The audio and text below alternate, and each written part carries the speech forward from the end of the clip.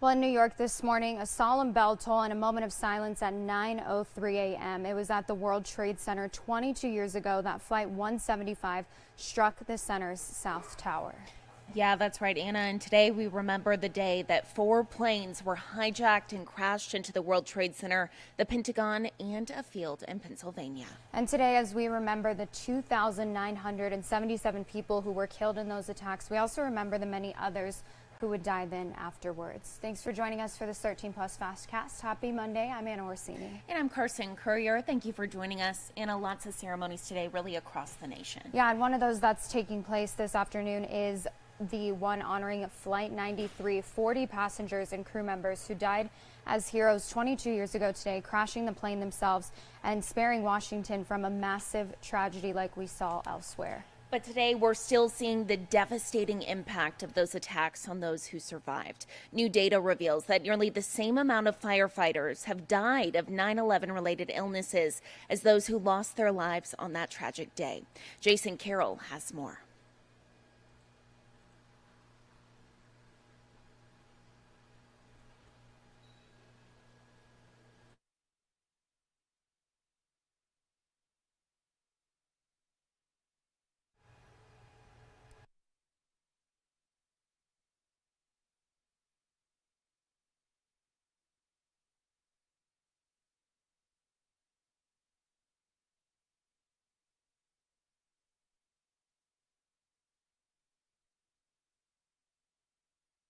I think we just miss him.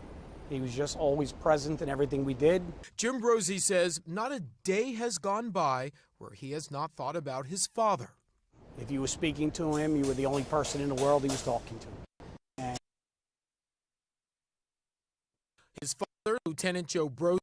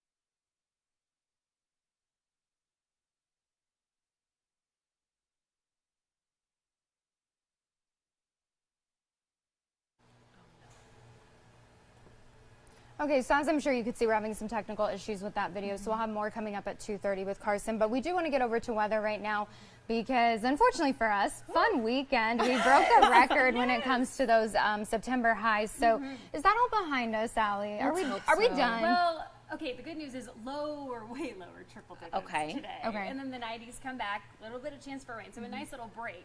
Completely over. I don't see us going 111 again. That was insane. It really was. And I don't know if you were outside. We were outside. Yeah. And it was like, I was like, okay, it really is hot out. And then I checked and I'm like, okay. It's really hot out. 111? Well, it was, okay, so I took my son to the zoo, and we're like, oh, Okay, by the way, the animals are out when it's 108. Yeah. Because they're used to it. They loved They're like, it. we live Yeah. here. They loved it. I'm like, well, maybe that's the time to go to the zoo. You gotta Right. like bear with it though, a little bit, lots of water. But I will say, like, I got back in my car and it said 111. I go, no, it's one of those. It was in It's the wrong. sun. Yeah. National Not Weather wrong. Service is like, nope, Nope. 111. Car was right, girl. Exactly. So yeah, we'll talk about that record in a second. But a live look over to Mock Hill right now. Just looks beautiful here. Not necessarily hot, but yesterday it was a little bit on the toasty side. 111. We definitely beat the record for the hottest September temperature ever. And you know, it's like, I mean, is that a good thing? No. I know. I don't think it's a No. good thing. I think there are better awards out there we can get. Exactly. That previous record was set back in 110 on September 4th, 2020, which, by the way, was a very hot year. We continue to break those records, unfortunately. 96 degrees right now at the Tucson International Airport, 94 if you're in Safford, 88 degrees for Sierra Vista, 94 for Benson, 83 if you're in Bisbee. We're going to see a little bit more clouds today and the possibility for some rain back in the forecast right now, though we are picking up a little bit of cloud coverage here in Marana and also in Tucson, Tombstone as well. But look at this future radar. I've been keeping an eye on it, and I'm loving what we're seeing, especially if you're in Cochise County. Around that 4:30 hour, did someone say rain? Oh, we would love this. Tombstone, Elfrida, parts of Bisbee, Tubac also in the Nogales area, a little bit of Marana around that 5 o'clock hour. Again, really sticking with Cochise County. So Benson, Tombstone, anywhere pretty much Douglas area also included in this. Drying out, though, unfortunately, later on in the day. So be sure to check back with us around 3 o'clock and we'll track those storms together. Those triple digits are going away. So that's some good news. The possibility for some rain, though, it depends on where you are. But today's forecast, 103 for Tucson with a 20% chance for rain. Sierra Vista, the best chance along with Douglas at a 30, but the 90s, though, for Sierra Vista, Nogales, and the Douglas areas.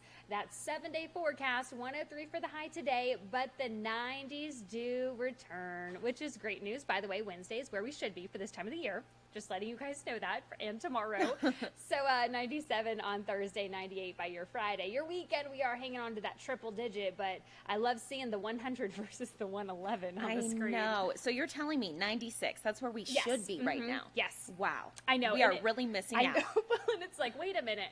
You kind of want to wear a jacket compared to yesterday. Exactly. Anyway. So it'll be a little chilly. yeah, but it'll be great. Well, really and those will be. overnight temperatures, like if I could think of a perfect overnight temperature, 70 degrees, you can still That's go outside. perfect. Yeah, but it's not too cold, so Nope. we'll take that. That's right. There's Absolutely. a little bit of good in there. Yeah, Yeah, the fall is kind of around the corner.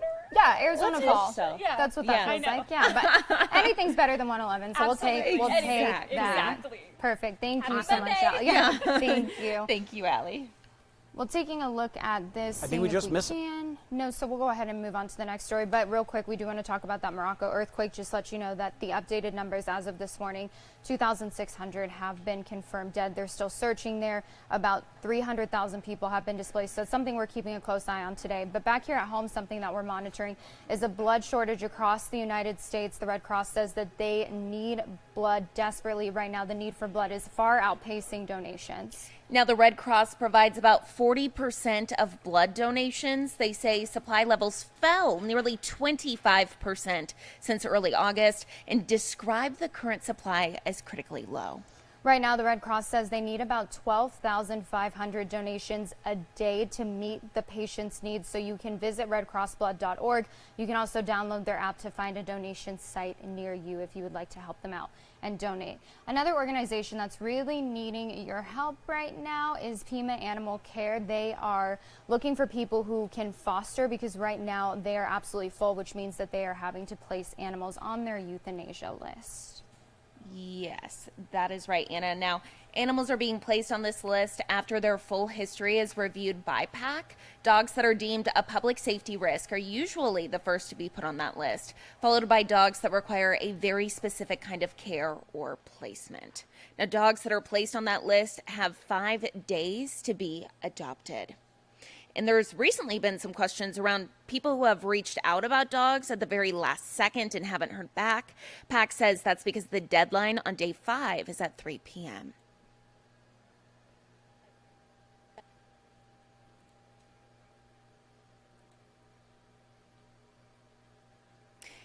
This gives us And a as you buffer can see, time. we are having But when some technical people contact us at 6:30, 6:45, or 6:59 they walk in, that's going to be problematic because, right, it takes a while to meet a dog, to learn all the things need to know about them, and then if you have other pets in the household, to introduce them to make sure it's going to be successful.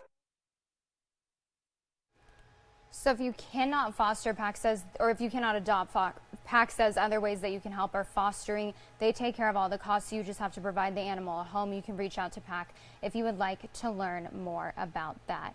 And speaking of fostering, a success story that we are monitoring right now from the Humane Society, when Army Sergeant Braden Powell's plan for his dog during his deployment fell through, he found out about the Project Active Duty program, and it lets service members get their animals fostered by what they call foster heroes. So they have somebody take care of their pet just like they would while they're away. They can come back and then they get their pet back. And as you can see on your screen, Powell was So very happy. I know, sweet. look Look those at two. that. He's like, Dad, you're home. That's his dog Tillman. They look very happy. So a very cool program to help out some of our heroes while they're overseas. They don't have to worry about their pets here at home, and you can kind of step in and help for a little bit just until Mom and Dad get home. So very, very sweet. Yes, absolutely. So another thing we are definitely keeping an eye on today, of course, college football. Woohoo. Big weekend. We saw some wins, saw some losses. I know both me and Carson experienced that loss over the weekend, but we saw some pretty big upsets that did affect the numbers in the polls. So let's go ahead and take a look at this. One of the biggest games that we saw this past weekend was Bama and Texas, the Tide falling to the Longhorns at home. Number 3 Alabama getting a run for their money early on. Longhorns striking first, getting 3 points on the board. Pretty back and forth from there up until the 4th. That is when things really shifted. The Crimson Tide did take the lead 16-13. The Longhorns took it right on back. 3 touchdowns from Texas in the 4th, strengthening that lead and then taking home the victory from Bryant-Denny Stadium, which is a very hard atmosphere to take a victory home in. So 34-24, the final score there. Nick Saban, needless to say, did not look very happy with his team's performance, but lots to celebrate for Longhorns fans in Austin this weekend. Bama falling in the polls from number 3 to number 10. Texas now up number 4 there behind Georgia, Michigan, and Florida State. And another big upset that we want to tell you about. Washington State takes down number 19 Wisconsin, which means Wisconsin is now out of the top 25 and Washington State is in, now sitting at number 23. Now they join a handful of other Pac-12 teams, including number 5 USC, number 8 Washington, number 12 Utah, and number 16 Oregon State. And of course, when we're talking about the polls, one team that we cannot not talk about is Colorado. Deion Sanders and his Buffaloes team. And his first game at home this weekend definitely did not disappoint. Folsom Field absolutely packed. And while we did see a scoreless game in the first quarter, the Buffs ran away with it pretty quickly. They found their rhythm and pretty much took over at the half. So the Buffs beat rival Nebraska 36-14, and it's solidified what Coach Prime has been saying the whole time. He's been saying, we coming, and they definitely are. The Buffs moving up in the polls, and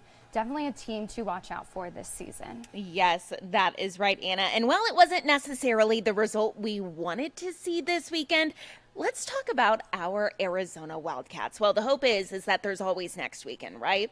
The Wildcats falling to Mississippi State in overtime. Final score there, 31-24. Now, let me tell you, this game had so many just crazy turns. So obviously we know quarterback Jaden DeLora throwing quite a few interceptions. I believe it was 5. But the fact that Arizona came back to overtime to an SEC school, really, we haven't seen something like that for a long time. So we definitely fought. There was hope there for a little bit that we were going to win. I know they called back a touchdown from the Wildcats. I was watching it at home, absolutely just so excited, and then heartbroken when I saw that they had to call that touchdown back. But the hope is that just seeing how they played this weekend really shows that this team they have what it takes, right? So fingers crossed for next weekend. We know that there will be a home game here on Saturday. They'll be taking on University of Texas El Paso. That game is for 8 p.m. Yeah, definitely. It's still a long ways to go in football season. You never know who's going to come out on top. But exactly. We both experienced losses this weekend. It was tough. As long as Bama loses, though, I'm fine. I recovered There you go. Pretty quickly. So we're taking a live look outside now, seeing a little bit of cloud coverage, a little bit of haze it looks like too, but temperatures shouldn't be nearly as bad as they were on Sunday. So that's the good news for your Monday. Absolutely. Fingers crossed that Allie was right. We could see some showers here soon, cooling us down to the 90s. So definitely something to look forward to on your Monday. Thank you so much for joining us. We will be back at 2:30 with more news and weather.